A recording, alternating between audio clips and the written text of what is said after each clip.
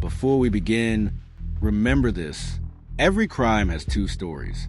The one the world believes, and the one hiding in the shadows. Welcome back. I'm T, and this is where we uncover the truth behind the headline. December 24th, 2002. While families across America were preparing for Christmas, one family was about to step into a nightmare they would never wake up from. Laci Peterson was 8 months pregnant. She was glowing, excited, and preparing to welcome her first child, a baby boy she planned to name Connor. By all appearances, she had a loving husband, a beautiful home in Modesto, California, and a future full of promise.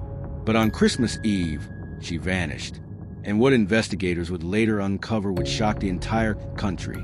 Why? That morning, Scott Peterson told police he left home around 9:30 a.m. to go fishing at the Berkeley Marina. He said Laci was home, mopping the floors and preparing to walk the dog. When he returned later that afternoon, the house was strangely quiet. The dog was wandering outside with its leash still attached. Laci's car was in the driveway. Her purse was inside, but she was gone. At first, it looked like a tragic disappearance. Friends and neighbors searched desperately. Flyers covered street corners. Volunteers combed parks and fields. The media picked up the story, and soon the entire nation was watching. A pregnant woman missing on Christmas Eve. It was heartbreaking. Scott gave interviews. He stood beside Laci's family at press conferences. He said he loved his wife. He begged for her safe return. But behind the scenes, detectives were starting to notice something unsettling. Scott didn't seem worried.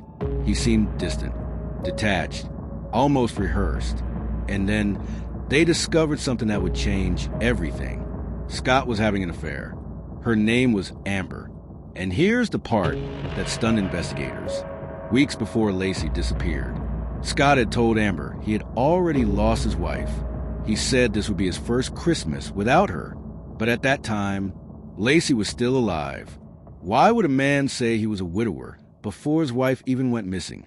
That revelation shifted the entire investigation. Phone records revealed Scott continued calling Amber while the search for Laci was ongoing.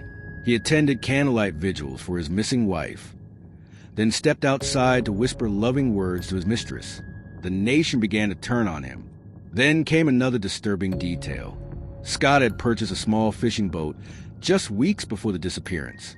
He told almost no one about it.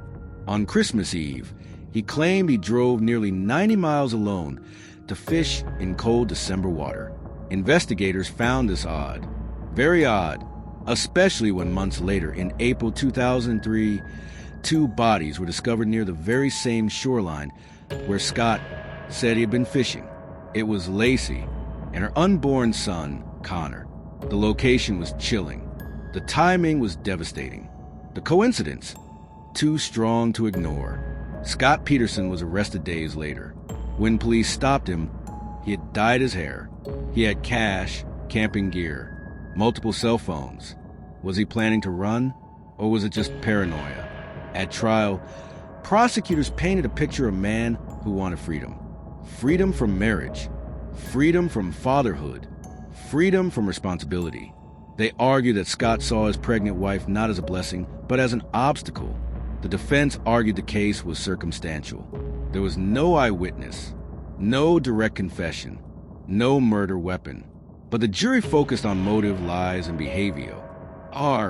In 2004, Scott Peterson was convicted of first-degree murder for Laci and second-degree murder for their unborn son. The case divided the country. Some believed justice was served. Others still questioned whether the evidence proved guilt beyond all doubt. But one truth remains undeniable. A young mother lost her life. A child never had the chance to be born.